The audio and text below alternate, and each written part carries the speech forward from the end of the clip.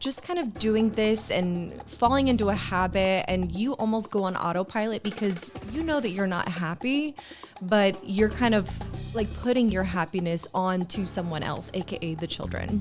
I personally believe when it comes to relationships, when it comes to being with another person, you got to really know what you want to be happy. Me and Joel have been together for years, and we just got married about a year ago. And, we've really, the reason being is because, look, I didn't know when we got together I was going to marry her, right? Like, I was just kind of doing my thing, living my life and trying to be happy. I was chasing what I thought was happiness at that time. What was happiness? Going out to bars when I was in my 20s, and then It became going on jet skis, and now it's spending time with my family. So I think the concept of happiness is something that evolves as you get older. It's like a Pokemon.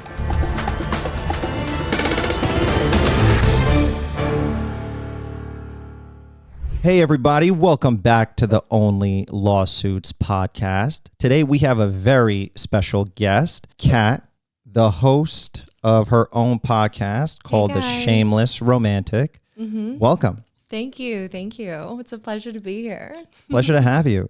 So we want to delve into some topics with you. Mm-hmm. The first on our minds is the abortion amendment that just failed.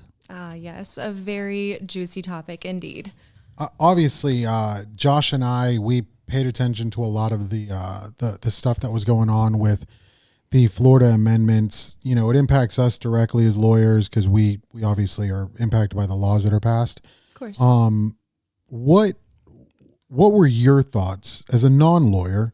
Mm-hmm. You do work for a law firm. You deal with that stuff. So you're kind of in the realm. Yeah. What are your thoughts on the whole abortion law that just failed?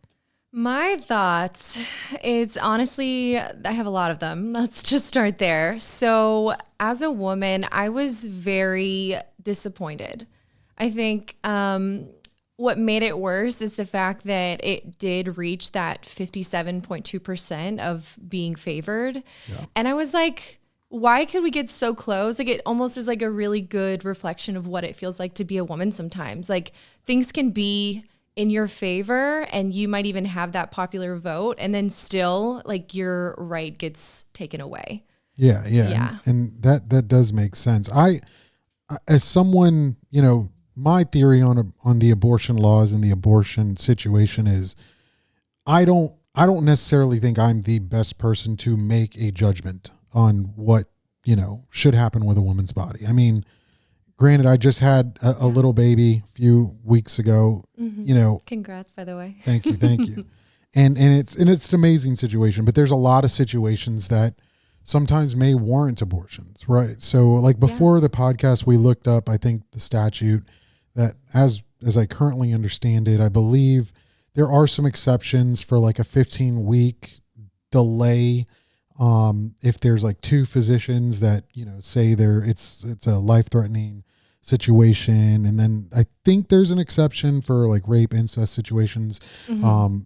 But how does that impact your view, I guess, on the stance on abortion? Like what do you want to see ultimately when it comes to that sort of situation? So I will defend to the ends of the earth that a woman should have autonomy in her own body.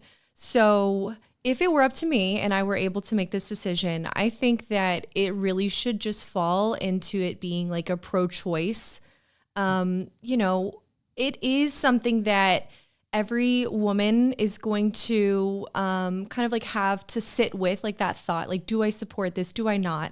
But at the end of the day, my thought and my argument is you can control your own body. That's fine. If you fall pregnant and you decide, yes, I want to have this baby, you have the baby. If you don't want to have that, I think that you should have that as a right as healthcare. And that's the way that I view it. Like, it is a part of your body as a woman. And I really, really respect the way that you kind of approach the topic, saying that, like, I think that this should be left up to someone, because I think it should be as well. And we kind of fail women when we remove that right. And it also really frustrates me because there's this slang thing that's like becoming, I wouldn't say becoming popular, but it's circulating where some men are saying, your body, my choice. And I can't tell you the most more angering thing that I've ever heard in my whole life. Like it's a slap to the face. So I think it just should be a complete, up to the woman, have it right, have it available. And if you don't want to get one, you don't have to get one. No one's forcing you. Just don't take away somebody's ability to make a choice for their own body and their own future. Well, to add to what you're both talking about, two things. One, we've discussed it prior. It's kind of ironic that the statute or the amendment that had passed a few years prior requiring a 60% approval for new amendments to be passed didn't even pass with 60%. Yeah. Right? We do have a vast majority of people who are in favor of a woman's right to choose. But the question that I have for you is, critics will say, where does the term limit end with a woman's right to choose, right? So you have some states that are very, very liberal in the sense that they'll allow an abortion maybe all the way up until the end of a woman's pregnancy term. But is that real? Like, is there Colorado? Holy shit. Specifically, but it's pretty wild. It is wild, but they use the argument that it is for a woman's health, right? And in a lot of cases that can be very, very true. So all of us here are in favor of a woman's right to choose, but with you coming from a woman, where do you think that term should end? That is a great question, because as I kind of reflect on it, I just still don't think that there should be a limit. I do like the very progressive thinking of Colorado. I agree with them like 90% of the time. I usually have fallen in that kind of category. But why would we want to put a limit on something that might not affect ourselves? I understand the purpose of laws is to kind of like have some sort of almost a morality to them, to kind of hold people accountable, But I'm going to circle back to my idea that abortion is healthcare. It is up to the woman, and we don't know her situation. And there's always going to be exceptions to the rule in these kind of scenarios as well. Yeah. That being said, I've talked to a lot of females, and it's not like you really see that. You kind of have a good idea of if you want to keep the baby or not. Yeah. And so it's a choice that you make early. And not only is it easier on you as a woman, like your health, your mental health and everything too, but it's just sometimes easier on families to just try to take care of that before it's something visible that, somebody might take notice of later that you're pregnant and you got rid of it. And it's like this whole big taboo thing. Like, it doesn't need to be that big of a deal. So I don't see women going out there and just, well, I think I'm going to have it. Let me just carry it until I'm sure. Like, that's just not a thing. Like, coming from a woman's point of view, if I wanted to get that done, I'm going to take care of it earlier, because it's just easier on yourself. You don't have to explain yourself to anybody else. Yeah. So I just don't think that we should really put a limit on it, because we just don't know what those situations might be. And you know what? I think that was a great answer, because a lot of the critics will always bring up the argument of like the fetal viability, right? Mm-hmm. Like the longer the pregnancy goes on, you see the baby developing really as early as 3 months, 4 months. I mean, that's how, when I went to the doctor with my girlfriend, and we just had a baby in January of this year, you start to see the fetus developing. But ultimately, I think you hit the nail on the head. I don't think I've ever heard of or seen a situation where deep into a female's pregnancy, she has decided to get rid of the baby. Correct. And another thing, so it's weird. Like, I always fall back on, like, what do I want the government to be able to do, right? Correct. Do I want the government to be able to tell me when my life begins versus when my life should end? Right. I don't know, and I'm always going to be an advocate for less government intrusion into your life, right? I don't think the government should be involved in, in what I'm doing in my home per se, as long as I'm not harming people, you know what I'm saying? Yeah. But it's such a weird thing, morally, personally, like, do I want to see a baby yanked out right when it can be born? No. Right. But going to what you're saying, look, I think someone's going to make that choice early on, right? Yeah. So do we really need a government to put a hard stop there, or a window or a floor or ceiling there, right? But the second part to it is, let's say you make it fully illegal, right? And you say you cannot have an abortion. What are we doing long term, right? Because if they don't want that child, what's going to happen is going to be a child that's going to be subject to torment for essentially 18 years legally, if they don't get killed or, they don't face some sort of severe mental issues where they end up in incarceration. And, so it's like, it's a weird situation. And being in the legal profession, right? I handle situations where, of course, you see the worst. I see, especially in family law, people that should not have had kids.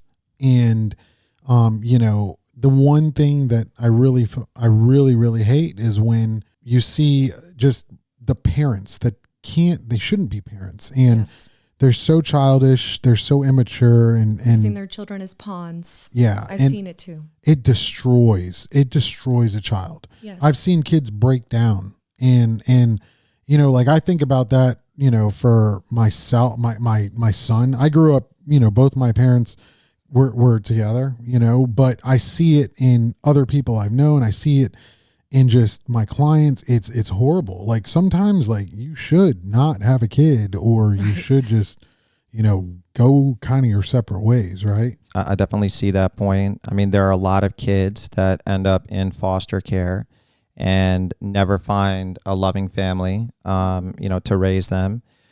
And that's an issue that's been going on for many, many years. And when you talk about, people who are prepared to be parents, you are absolutely right about that. There are a lot of people out there that should not be parents, but it's a good segue into something else we were talking about, which is when you do have kids.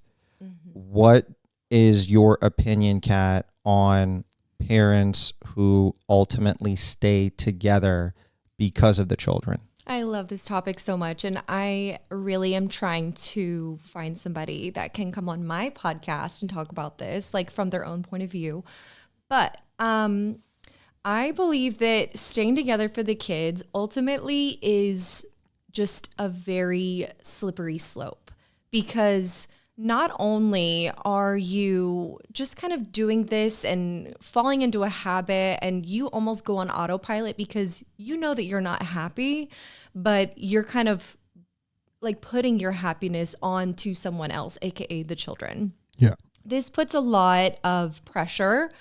They feel that, and I know for a fact that they also they grow up with a warped sense of like, what is love? What is a healthy relationship? How am I supposed to be affectionate with my partner? What is affection? Like, there are just so many things that become questionable because they're not modeling, that behavior as parents. So they don't know. And I think another thing that is just like, it just tears me up is when you, as an adult, I'm kind of a person who, my mom did try to stay together for myself. I'm just an only child, but I know from my own experiences that I had to retrain myself and just establish what is love to me, because it was so foreign growing up. And when I thought of love, I thought of attention. And, I almost went into this dangerous part where you almost think, oh, well, maybe love is sex. And then, it just kind of spirals because you really never learned. And you're kind of in this space of an adult, who am I? Like, what is a relationship and what kind of relationship do I want for myself? Yeah, so what's funny is, so Jola actually sent me, Jola's my wife, and she sent me a video. It was funny as shit. I saw it this morning. It was like a video where, it was like, oh, I take my kid traveling or take my daughter traveling so your dusty ass son doesn't take him to Miami. Those. And then she was like, you were the dusty ass son that took me to Miami.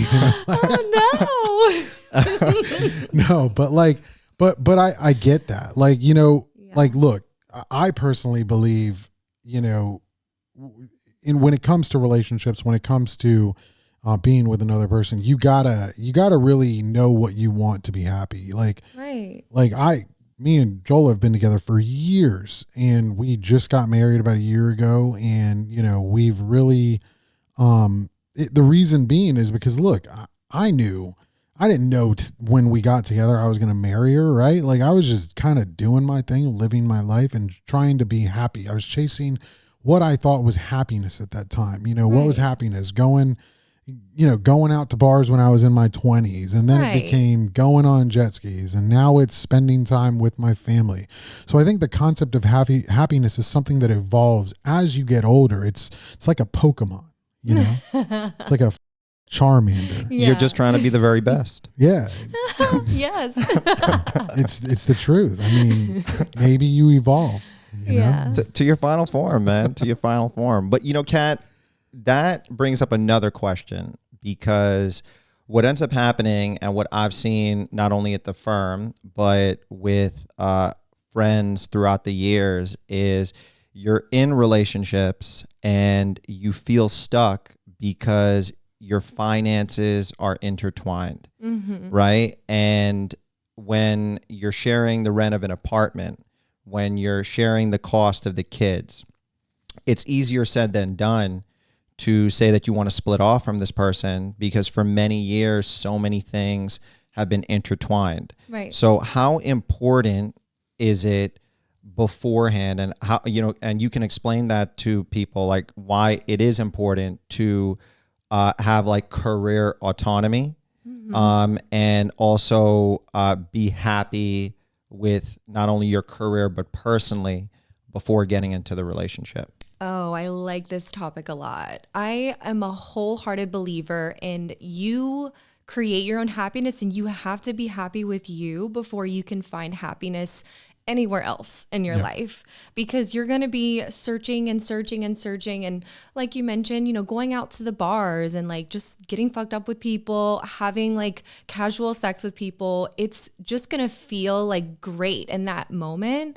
But ultimately, at the end of the day, it's very empty and it's very fleeting. So you have to love yourself first. I feel like my whole podcast, to be honest, it was really strongly built on that foundation, because I did feel like I searched for happiness so outwardly for so long that I had a really big just awakening where I was like, wow, I am deeply, deeply unhappy. And I had to sit with that emotion. And I was like, why? Why am I so unhappy? And I did realize that I kept looking outward. And then the next thing that you know, I'm like, okay, what can I do to find me? What can I do? I started meditating. I started journaling. I started making vision boards. And I just fell into this like whole self-love thing for probably a good 2-3 years. And I mean, it's not like I was single in that time, I was still dating, but I just became so obsessed with myself and like finding my happy that it just didn't bother me like what else was going on. And then once I was able to finally figure out what it is that makes me happy, like how to collect myself, how to ground myself, then I was like, okay, let me look at partners, because I know I'm not an easy person. Nobody really is easy. We all have our own baggage that we're carrying. And the next thing you know, like I find somebody who he really gets me. And at the same time, he respects me. And we do not lean on each other like that. Like we're kind of like two race cars just driving full speed, but like in tandem. You know, you don't what I have mean? to say this because he's right here, right? I know. He's here and he's listening. Shout out to our boy Sergio. But yeah, but it's true though, because like all the relationships that I had prior, it just felt like I was trying to be somebody that I wasn't, because I knew that this is what they liked. And it's just a slippery slope where you just kind of start spiraling and you think about the other person's happiness a little too much. And then you realize, what about my happiness? Well, yeah, I mean, but like it goes to the ultimate thing. You're 100% correct, right? You need to be happy, two totally independently happy and like content have your people. own shit. Like, because here's the thing, you can't be up one another's ass 24/7. No. Like I'm telling you, like me and Jola worked at the office before she had the baby, you know, and she was here every single day. We literally did not see each other a majority of the time because I was either in my office or in meetings. And, you know, we kind of both maintain our own lives. Literally, like we would drive to work sometimes, but she'd drive herself. She does her own thing. I do my own thing when it comes to work. And when we go home, we chill, we do our shit with our kids and we're just chilling, you know, but it comes down to it is like you have to have that like level of independence mentally and emotionally to maintain a cohesive relationship of, you know, stability. I think at least. Yeah. So and can I also add another point? When you are like that and you have your own grind going, you are passionate, like outside, whatever you're doing, that passion translates into the bedroom. And it also like really helps you be intentional with the time that you spend together. You know what I mean? If you're always together, you don't really have time to miss each other. You already know what's going on. Like you just have all these things that are just like, okay, I know them all about them and I don't really need to ask questions or dive in deep. But when you don't get to see somebody, I mean, there's an old saying that like absence makes the heart grow fonder, but I think that is so true. And when you have it, it's great when you do get together and you're like, okay, I missed you. Like, how was your day? Like you actually get to be intentional with your time. The funniest shit is the moment she said it translates into the bedroom, my brain went to the lazy turtle. What? You talk about the lazy turtle all the time. So let me tell you about what I don't even know what this is. So you so gotta the lazy turtle is a sex position and where you just lay on your back and do nothing. What even is that? That sounds like silking or whatever. Is that, I don't is know. that a thing? I just heard it's the lazy turtle. That's exactly what I don't know. I wouldn't know. We're gonna put I the know a lazy lot turtle of on screen, a positions, PG but version. I don't know that one. A very, very PG version. No, I think you guys are both on point. I definitely feel the same way. You know, when I met Shiana, I also met her at the firm. I had just moved back to Orlando from LA, and we had been dating for a few months before we found out that we were having Levi. I think we told you not to date, but yeah. So we don't have an always HR. only have. Against parental supervision, I made my own decision, and I ended up seeing her for a few months, and then I found out she was pregnant. And initially, it was going to be a co-parent situation.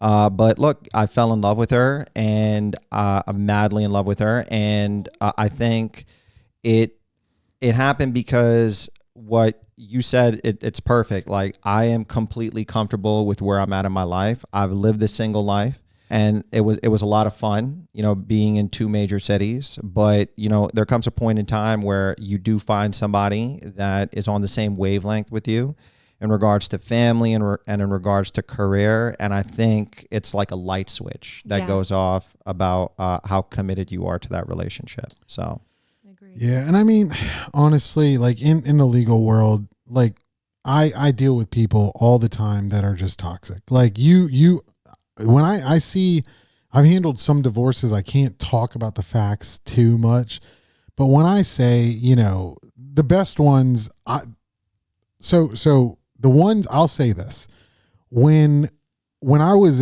younger and before same-sex marriage was a thing, you know, legally, like in Florida or throughout the country, I used to make a joke saying, you know, when it passed, I was like, this is great. Because I knew I was going to be a lawyer from when I was younger, right? Yeah. So I was like, this is great because now it just opens up the clientele. Like, you know, like we get we can marry same sex. Don't like literally. I was excited as shit because I knew I was going to own my own practice. So I was like, more clients for me, right? I will say I've handled 2 or 3, same sex situations. They are some of the most toxic, interesting divorces, most petty divorces you'll see. And I was just like, no. But not to say that that's where same sex marriage divorces are the same, but like I've seen some is it heterosexual, right? Yeah. Hetero. I don't know. Sometimes words get mixed up. So I've seen heterosexual relationships where they literally they're like, I don't understand it. I think people are just people but it goes back to where they learned it, right? Right. They learned it from their parents. Yes. They learned it from 90, I think it was like 70 or 80% of what we learn as a child comes from our home. Yep. So I'm sure if you I think it would be an interesting social study if there was a way that I could get away with it ethically and peek into the backstories of each individual client on how they became so or such a good person. I think it'd be an interesting dynamic. We can never disclose it. I would absolutely love that. But shit, it'd be pretty cool. I wish we could do it. Yeah. It's kind of interesting to see society shift over the last 4 or 5 decades where divorce used to be a lot more rare and now it's become a lot more common. Mm-hmm. So you being someone that discusses relationships a lot and is kind of in the know with people that you talk to in regards to that. I'm also a divorcee. Which, okay. So what do you think about social media and relationships? And how can it negatively impact relationships at large? I mean, it really does have the potential to do that. It really heavily relies on the maturity of both parties and linking back to what they were modeled, if they grew up with their dad and their uncles and everybody just I don't know, just objectifying women and always kind of sneaking around on their wives, which it is still something that it's just so common in certain people's cultures and families. You're gonna do the same thing a lot of the time. That's just how it is. When you see it, you're being modeled it, then you are going to end up following in those footsteps. And if you don't respect your partner, there's just so many things that kind of come into play, and it takes a very special person to be able to navigate that. With my own personal experience, I think it's best to just kind of keep things less public. I really do. If you're blasting things on the gram, you also are exposing your partner to people who might be nefarious, people who follow you. Not all of them are following you because they like you. Some people just have a hater's eye on you and they just want to see what you're doing, who you're hanging out with, who you're dating, because people are nosy and they like that. And those nefarious people who might be oh, he's hot. Maybe I could just kind of follow him and then be in his DMs and send him pictures.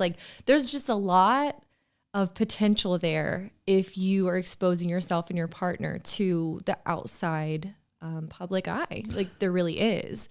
I've been the victim also of just social media, what's it called? Virtual cheating, where you're exchanging either texts that are risky or videos, chats, I don't know, whatever it is. It's just a very common thing in this day and age. So you have to be so careful. Yeah, I think that's a good point. Look, I like to think about it. So I see it. I used to work I worked in strip clubs when I was 21. Yeah, you did. Okay. From 21 to 25, I was a pole dancer. No, I'm just kidding. I wasn't. I can just see your ass up there. Yeah. Lazy turtling all the way, baby, all the way. No, get the ones out.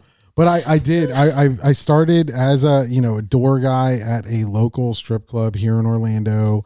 And it really opened my eyes to a lot of. But one of the biggest things I saw was the amount, like, you will see people like just flex, and I'm like, flexing is like their thing, right? So there was one dude that, it's funny. The funniest shit about this guy is, I was 21 and I used to see this guy come into the strip club, like come in.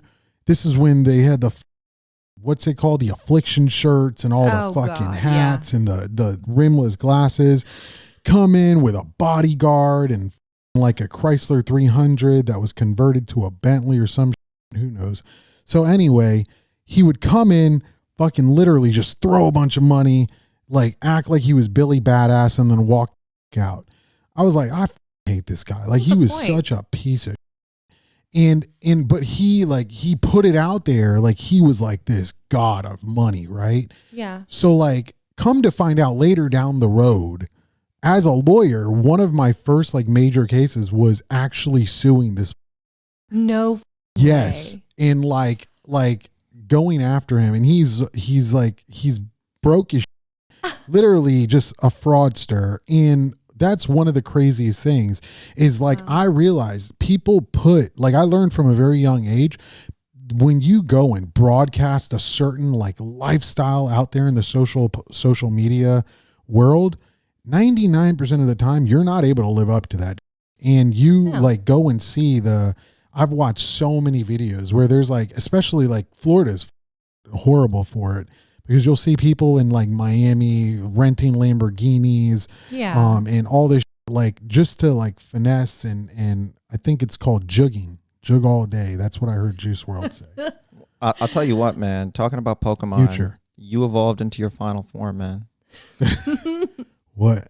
Doorman at a strip club. Yeah, I became to an attorney. No, I went through an evolution. You went through an evolution, and then I was a manager, and then I became an attorney. Yeah. And then I got a bunch of clients that were formerly part of the strip club. Listen, folks, I've known this guy 23 years. And when he was a doorman at a strip club, I remember visiting him and I was like, I don't know if he's still going to be an attorney. Is that still on the horizon? It was all a marketing ploy, baby. But no, in regards to social media, I think you guys are on point. I definitely feel the same way. I don't think that broadcasting it all the time is the way to go. I feel like there is a fine balance, because I have seen relationships where partners don't want to share their partners like at all, and they'll come up with like all these random reasons, but the real reason is they want to seem single and unattached. Yeah. And then on the other end, it is them constantly blasting the relationship on social media, but it's a sense of cognitive dissonance, because they're constantly sharing it, but in reality, they're miserable. Yeah. So you know what it makes me kind of think of? Like, think of Kim and Kanye, dude. Yeah. Cause like literally, that's a good like, example. I love Kanye. Kanye's my boy. I love Kanye. But like, I remember there'd be so many videos that you would see on the internet of like keeping up on the Kardashians, where like Kim would be complaining. There was one where she was like we haven't ever used our pool or something. And he was yes, that's what it is. What was it? What did he say? It was so, Josh, you're going to have to find that video and put it in I'm here. so serious. Yeah. I'll put it on screen for everybody. But dude, when he did that, you could just see the misery in Kanye's eyes. He was like, we don't have a pool. No, it was like, okay. So she's like, oh, I've never been in the pool. And he's like, what? You never been in the pool? She's like, yeah, but we really need a jacuzzi. And he's like, can you believe it? Can you believe we don't have a jacuzzi? That's what it was. Because I love that clip so much. Bro, but see, like you could see, like he was just there, and it was just like checked out. Broadcasting your relationship sometimes is not a good thing. Yeah, I think it's difficult because it's constantly in the public eye, right? Everything is being scrutinized all the time. I mean, your boy Tom Brady, right? Oh, God bless him. Yeah, bless Tom Brady. I mean, especially from Mike. Mike is sending Tom Brady all the blessings. But that's a situation, another relationship where everything's being broadcast. I mean, Ben Affleck and J-Lo. Right. Well, before, the crazy thing is Tom Brady, like no one saw. The craziest thing is Tom Brady was pretty private with his personal life for the most part, and he actually looked like he had a very like great relationship. Come to find out, she was getting jujitsu'd by the jujitsu teacher. Jujitsu. They were. No one even likes jujitsu dudes. They go lazy turtle right off rip when they get on the mat. They were doing the lazy turtle on the mat, man. Oh my God. Fuck the lazy turtle. Let's funny. talk about that Tyson fight, bro. How about that guy, dude? He's just ass out in the dude. I came for the memes. Mike Tyson's butt cheeks. Bro, the wildest talk about weird and wild. I How mean, did we get here? I never knew that was the way that he prepared for fights, but you know, Everybody's got to have their own tradition, you know. everyone's got to have their own tradition. That was a shit fight. And Netflix fight up. I think they were using it as a testing ground. They're getting into the live streaming game. So, You know what I would like them to live stream, talking back to Love on the Spectrum. Oh, Bro. I have not seen it, but I want to. Dude, so there's like Love on the Spectrum is the greatest show in the world. And the reason I say that is because it's like I really don't think, well, clearly, like they you can tell it's very genuine, like reactions, right? So like, and this is probably what like 90% of people on their first dates are really like, right? Mm-hmm. So like, dude, you see, there was one dude that he was just like, do you want to pay the bill or should I pay the bill? And like, there was an awkward silence. And then he was like, I think I'll pay the bill. And I was like, this is great. Cause like, I would have just been like, I would have paid the bill, but really in my head, I would have wanted to be that guy and be like, yo, you pay the bill, you know? Mm-hmm. That's actually one of the few shows that I've watched in regards to dating shows. And it is very, very heartfelt. I think, I think I enjoy it a lot because autistic people, they're just like a lot more innocent. Yeah, they have no filter. They have no filter. But that brings up a good question for you because when you talk about dating shows and you have all of these dating shows where The Bachelor, The Bachelorette, right. Like Love Island. Yeah, so Love is Blind. Love is Blind. So you have all of these TV shows where it's a very, very controlled environment. They're basically love bombing each other. Yes. Right. So you can talk about love bombing a bit. So what's one of the major reasons why a lot of these relationships don't end up panning out after the shows are over?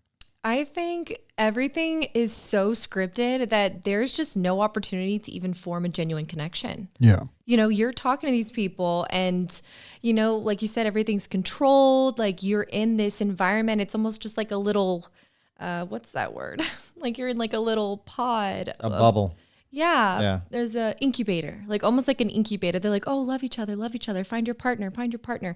And there's pressure. You know, they obviously probably told their friends and family about all this. And there's like a bunch of stuff going on in their brain. And they're like, oh, this is my chance to find love. And they kind of like almost gaslight themselves probably, just like, oh, well, I have to find it. This is my chance. Like, I'm going to be famous and we're going to get like a free wedding. And like, you know what I mean? There's just so many things that are distractions and are just, I don't know, you're just so just caught up.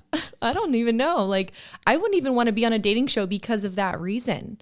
There's so much going on. There's so much pressure. Like, how do you even know what you're feeling is real when you know there's cameras watching? Like, I don't know about you guys, but when I know that I'm going to be like on camera and stuff, there's still like an air of like, I got to say the right thing. I got to do the right thing.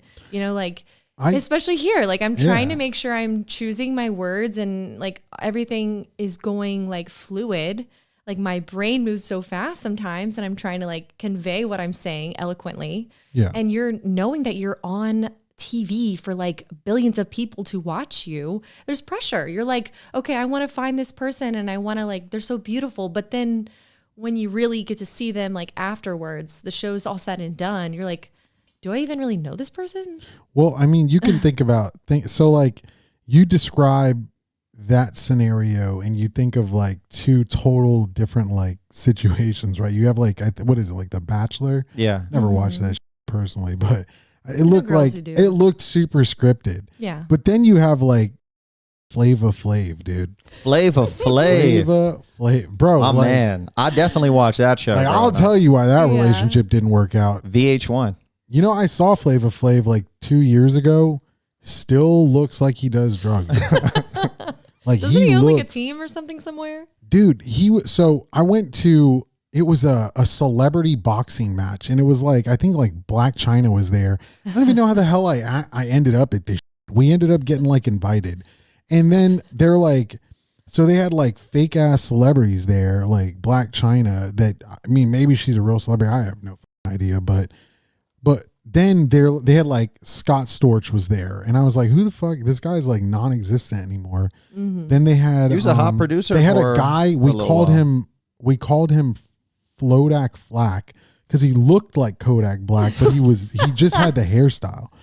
So Wow. then they had Flava Flav, and I was like, he still looks like he does drugs. Like, He doesn't look like he's aged, but I don't know if that's He quite still the looks compliment pretty because he bad. looks exactly the same. Yeah. Right. he looked bad in the show. Well, The Bachelor I find fascinating because you're a guy, you have all of these women that are throwing themselves at you, and you're thrust into this situation where every week you're taking the girl out on like a romantic excursion. It could be dinner atop the Eiffel Tower. It could be riding horses in Iceland. It's like all of like these really, really epic dates. And when the show ends, it's like, hey, baby, just want to grab some tacos? Yeah. Dude, It's so unattainable. Yeah. So what's funny is, you know, my son, I'll talk to him and I'll be like, look, dude, like you're about to, you know, start going on dates, and like compared to where we were when I was dating in high school, like you could get $20 and go to the movies and, you know, have a decent time, be able to at least like pay for, you know, your date, $30, $40, you're rich. Yeah. But like $30, you were solid. You can get something to eat, grab a movie ticket, grab some popcorn, and you were chilling. Now I was like, so describe to me like what your first date was, and we'll play this like game, and or what you want your first date to be. And he'll be like, oh, we'll go grab dinner. And I'll be like, oh, dinner alone's going to cost you like $50 right now. And he's like, At least. okay. And then like you'll slowly start seeing the gears start turning, and I'll be like, what's next? What are you going to do after dinner? Oh, we're going to go to the movies. I'm like, oh, there's another 60. And he'll be like, wait, 110. and then I'm like, how are you going to pay for this? And it's like reality starts slowly like coming at this kid, and he's like, God, No. It's like I'm overwhelmed. hilarious. Bro, just watching kids like try to gauge what reality is when you like really hit them with it, it's hilarious, bro. They're living in inflationary times. He asked me, So- he was like, oh, how much does it cost to like, you know, live like you? And I'm like, bro, you have no idea how much money like I can blow through real quick. And I was just running the numbers with him, and he was just like getting stressed out. No. Damn. It was but funny that's as good. shit. You're a good parent for that. But it's like, but that's the reality, right? Like, and part of it is like, I want him to understand, you want this life, you want to maintain this standard, you have to do certain things. You can't not do certain shit, right? Right. And it goes back to, look, if you're a responsible adult, you're going to set the standard for yourself for the type of life you're going to live. And then ultimately that should help you pick the mate that you're going to have that's going to help you maintain that. Because look, if you understand what you want in life, like I set a standard. My goal is to set a standard for these kids to understand, whether it's my nieces, you know, my nephews, my cousins, anyone. I want them to understand, look, I got a certain standard of life.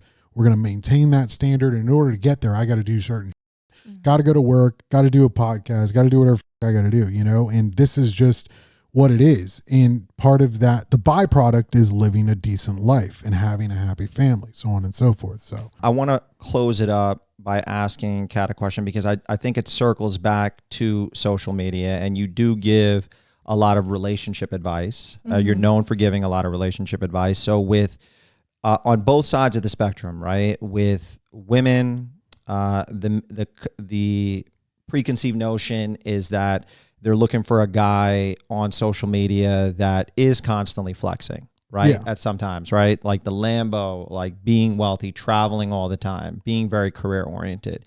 And then on the other side of the spectrum with men, the preconceived notion is that they're looking for, or we're looking for, half naked women, right?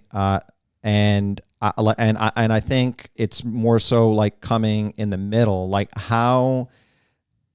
What I'm trying to ask is when you are giving relationship advice to men and women, what do you tell them, or what are you trying to tell them in regards to finding a suitable partner? I really focus heavily on how they make you feel. That is like my Gotcha. very first thing. I'm like, how do they make you feel? And even if you don't even know like an ideal person like that you're potentially seeing or dating, whatever, if you have no idea, think about in general, how do you want to feel? Like, how do you want them to wake you up in the mornings? How do you want them to approach, taking you on dates? What do you care about? Like, do you want them to bring you flowers? Like, you have to just think within yourself. I mean, I'm speaking from a woman's perspective first, just because that's really my target audience, people that I really help.